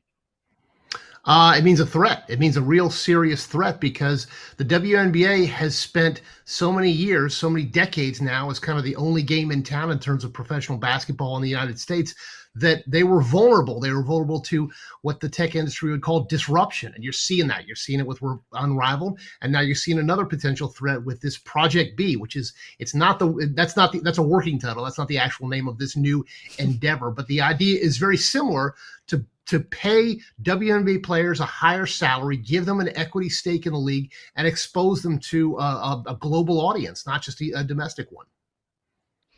So we see that there's been some controversy with Project B with its ties to Saudi money. Now, you do a wonderful job covering golf for Yahoo Sports. So for people that maybe aren't overly familiar with Project B, compare Project B to the WNBA as Live Golf maybe is to the PGA.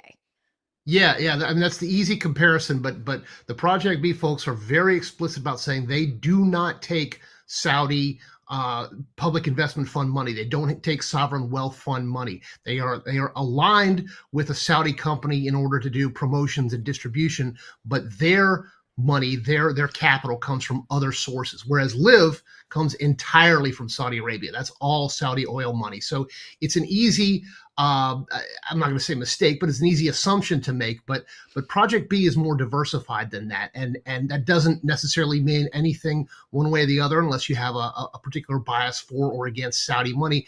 It just means the money is coming from a different direction. So there are some significant differences there, but the main one being that Live is a wholly owned Saudi enterprise, and Project B is not. Okay, Jay, so humor me for a second. Obviously, if I was going to start a league to compete with the NFL, that's impossible. There's no way I could accumulate enough talent to do it. League to compete against the NBA, probably also impossible.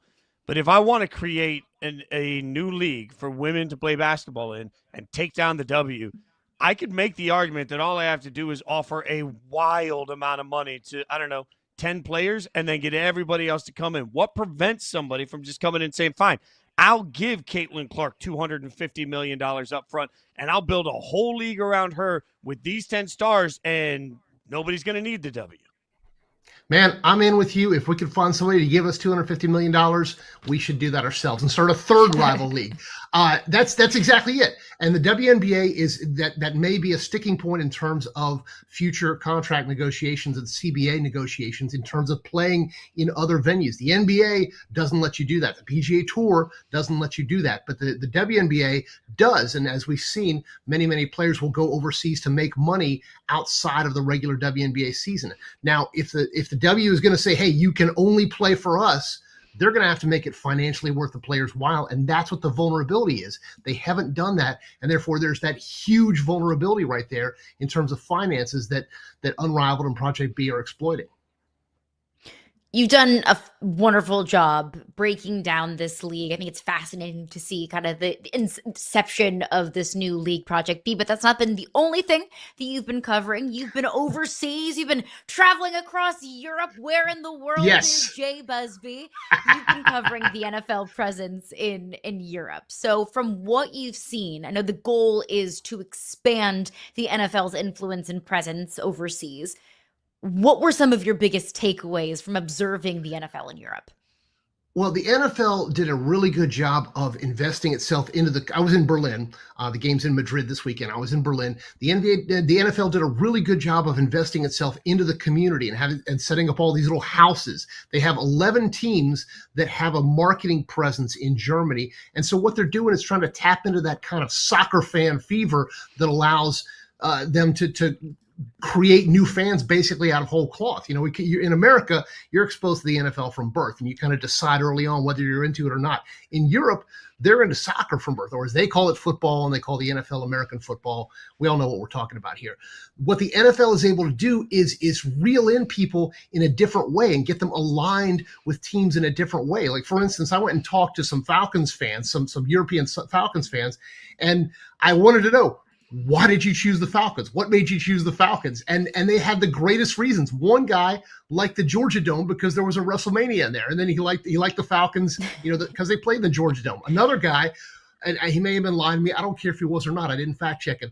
He raised birds of prey, and his favorite breed was a falcon. So he started rooting for the Falcons. And so you get these stories all over the place. I saw all 32 NFL jerseys. I kept a little notepad and I checked every single one. All 32, even the Tennessee Titans made the cut. So it was a lot of fun, and I think that there's a lot of opportunity there for the NFL because of making it into an event. The game itself doesn't quite fit with the Europeans yet, but the event of it, the whole spectacle of it, that fits really well. I just love the idea of the Miz versus John Cena bringing somebody to the Atlanta Falcons fandom. I'm just that's a weird poll, everybody. That's a weird poll. I know. Okay. Well done. So well done. Is this sustainable though? Like, we keep talking about, it's inevitable that the league's going to have an international game every single week. With you having just been over there, do you feel like this is being built for something that will actually be sustainable? Like, will our kids be talking about the weekend international game every single week? Absolutely. I absolutely think that's the end game. If you look at it from a number of different ways, not just investing in the overseas fan base, because there's a rabid fan base there now. Could they support an entire NFL league, an entire franchise? That's a little more dubious. But one game, absolutely they can support that. Not only that, think about it from our perspective. We know this now. I'm in the East Coast. What do we get? You get a game at 9:30, takes you right on into the 1 o'clock game, to the 4 o'clock game, and then on through Sunday Night Football. The NFL has managed to find an entire new block of gameplay there in Sunday where you wouldn't think that was even possible. So, yeah, from a number of different reasons, I think this is not only sustainable, this is absolutely going to be the future for the NFL. You cover college football as well, and obviously we have the game in Dublin every year in week 0. Michigan was flirting with the idea with a game in Munich. I think there was Arizona State was in the headlines for potentially looking into some games overseas, but all of those have kind of fallen flat. The Michigan has come out and said, no, we're not going to do that game overseas. Do you see that influence of the NFL overseas trickling down to the college level? And if so, why hasn't that taken effect quite yet? That's a great question because soccer, again, football, in Europe is much closer in terms of personality and demeanor and sheer chaos to college football than it is to pro football. Pro football, NFL football, is a lot more systematized and regimented and scheduled and so forth. And college football, as you talked about this morning, as you'll talk about again, is absolute chaos at all times. And that sort of defines the most of the soccer tables as well. But basically, I think college football has a lot bigger problems to worry about right now in terms of how to put its field, how to put its schedule together, how to put its teams together, how to make enough money to keep going and competing, than to worry about a European sort of influence. They don't have as much of a need. There's not a screaming need for SEC football overseas quite yet. Now, there might be eventually, but I don't think it's quite the same kind of need that the NFL has. So yeah, it's fun to see those games overseas. It's fun to see if Big Ten fans can outdrink Irish fans, and it's kind of a toss up there. But I don't see college football as having the same need and the same strategic demands as the NFL does. Yeah, they don't need our college football. We need their relegation in college football. Okay. My God, yes. Let's make it happen, y'all. You literally wrote the book on the Iron Bowl. Like, we've talked about that before. So let's take a look at Auburn real quick. Who can save Auburn football? Well, I mean, since they're not going to get Pat Dye or Shug Jordan back there, there's going to be a few different players there, coaches that they're going to need to look at closely. But I was in Auburn earlier this week. Was promoting the book, Iron in the Blood, on sale now wherever you buy books. And I was talking to a lot of the fans there because I'm like, what do you want? What do you need? And they want a coach who is going to embody that kind of old school Auburn Iron Bowl toughness. And as they put it to me, it's not haunted at Jordan-Hare anymore. You don't come in with a fearing of what could happen. And let's look back real quick at that Georgia game. What was happening in the first half of that Georgia game? Auburn was pushing Georgia up and down the field. Auburn had complete control of that game. Then they go and have that mistake at the goal line where it doesn't quite get in, or it does get in, whichever. And that took the whole fight out of the entire team, and they didn't score another point the rest of the night. That kind of weakness, that kind of softness is driving Auburn fans nuts. And so that's what they want to have, is somebody that can bring back that toughness, bring back that respect for the Auburn creed, the Auburn belief, the Auburn credo, whatever you want to call it. And there's not a whole lot of coaches right now that have that. I think you could look at John Summerall. I think he's the lead. Brent Key would be tough getting him out of Georgia Tech and out of Atlanta. And there are all kinds of Auburn Georgia Tech rivalries to worry about. But it's going to take a special kind of coach, because the last couple that they've had have really not embodied what I think Auburn fans believe the ethos of the school ought to be. Well, we're fixing teams, Busby. We got to fix the LSU Tigers because they are broken. Speaking of the Iron Bowl, a coach that has coached in a lot of Iron Bowls is the overwhelming favorite on the betting market to take the next LSU job, and that is Nick Saban. What are the likelihoods on the Jay Busbee sports book that Nick Saban comes out of retirement and goes to Baton Rouge? I put Nick Saban at very good odds, mainly because I would love to take a lot of suckers' money, and then I would take all that money, and Fitz and I would go and create our third and WNBA competitor basketball league. Yeah, I mean, come on, Saban. The reasons why Saban quit college football have not changed, and they've only gotten more and more pronounced. And I think that a really an interesting comparison is to look at both him and Bill Belichick.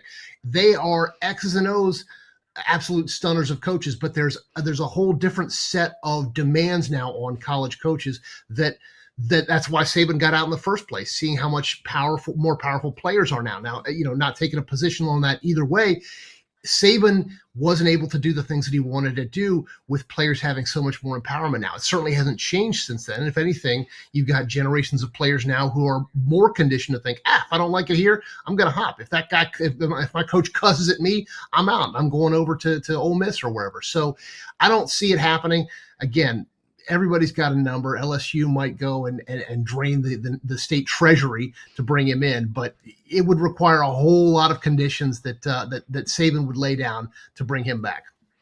I don't know. I feel like that picture we just had up almost looked like AI of Saban during LSU. Like I forget that person. He looked I know. So young it's weird. Yeah. Free. Like who knew? Who knew? I was just looking at him. Like that's a good. supermodel, not a football coach. Like he's walking out. Like he's got a whole thing. He's got all right. Speaking of reactions here, multi-tool player. We've hit a bunch with you, okay? But we got to get your thoughts on this golf tweet. All right, this golf tweet we saw on X. Guys, can we pull this up? We're gonna get your thoughts. I love watching YouTube golf videos. Random, I know, so cool. From LeBron. What do we make of this? Very cool, LeBron. All right. First of all, I want to invite LeBron to the Masters. We'll go and watch the golf live and in person. It's actually really cool in person. But the second thing is LeBron tweets like my mom with low emojis and with all caps and that kind of stuff. And I love that. But the third thing is he's right.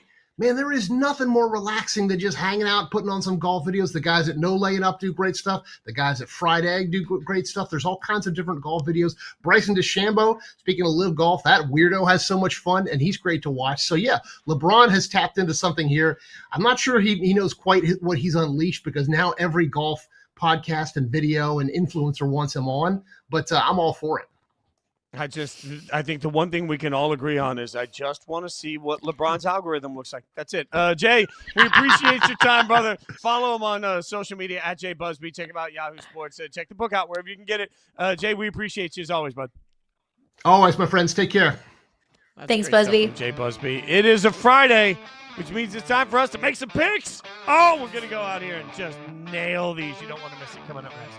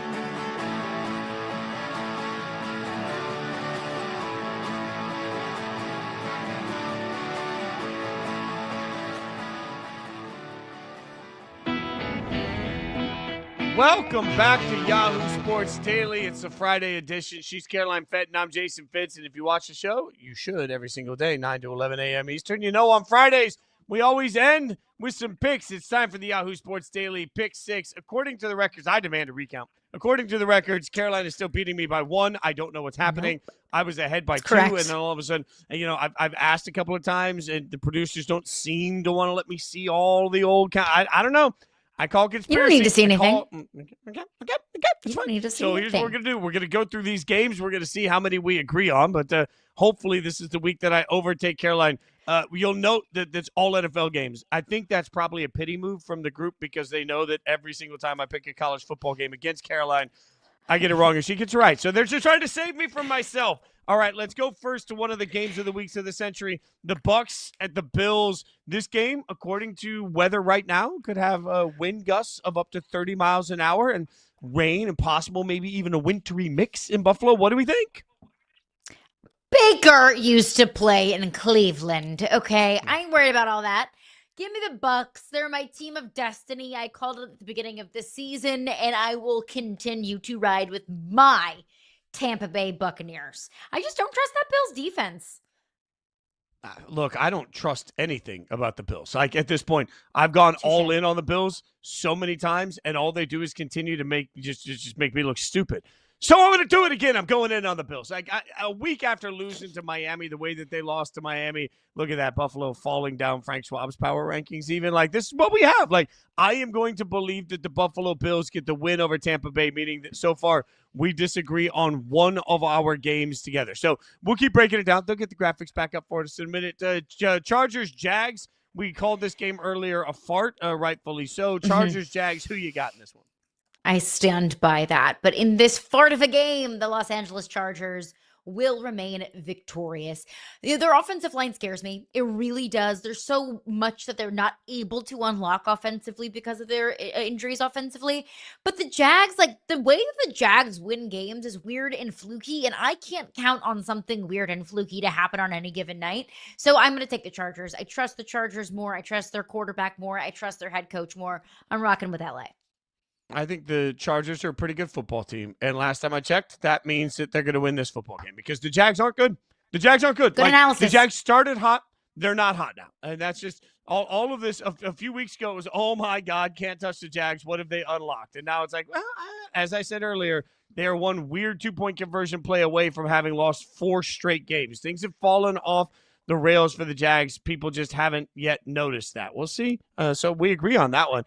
Bears at Vikings on this one. Caleb at JJ. What do you think?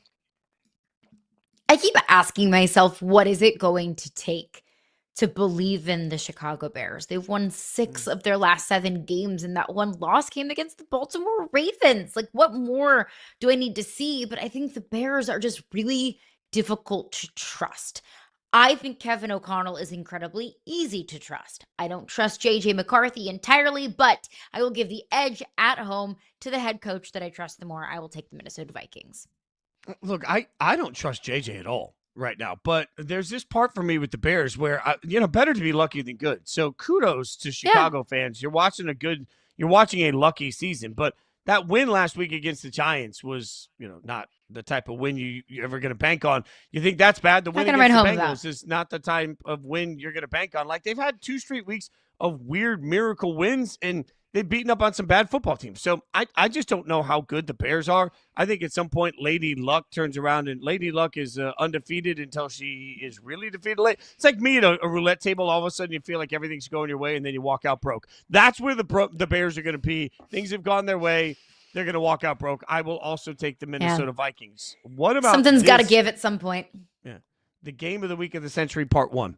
Chiefs at Broncos, right? Chiefs backs up against the wall in Denver against the Broncos. Kansas City favored on the road. Disrespect to the Broncos. What do you think? Is it disrespect to the Broncos? Because you know what I think was disrespectful? The Broncos-Raiders game last week. That was disrespectful to our eyeballs. So no, I don't think that's disrespectful to the Broncos. As difficult of a place as Mile High Stadium is to play, I'm taking the Chiefs. I thought the Broncos would be legitimate Super Bowl contenders. And all I needed to see was a gross, disgusting disgusting offensive performance from both Sean Payton and Bo Nix against the crummy, crappy, no offense, Fitz, Raiders. So that's all I need to see. That's all I needed to see to say, nope, the Broncos, they are more a fugazi than they are a contender. The Chiefs, legitimate contenders. I'll take the Chiefs. It's not going to be easy on the road against that defense, but I'll take the Chiefs. What makes me the worst, I'm going to take the Chiefs. And even if the Chiefs lose this game, I'm still going to tell you that I think the Chiefs have a better shot at the Super Bowl than the Broncos. I just don't believe in Bo Nix.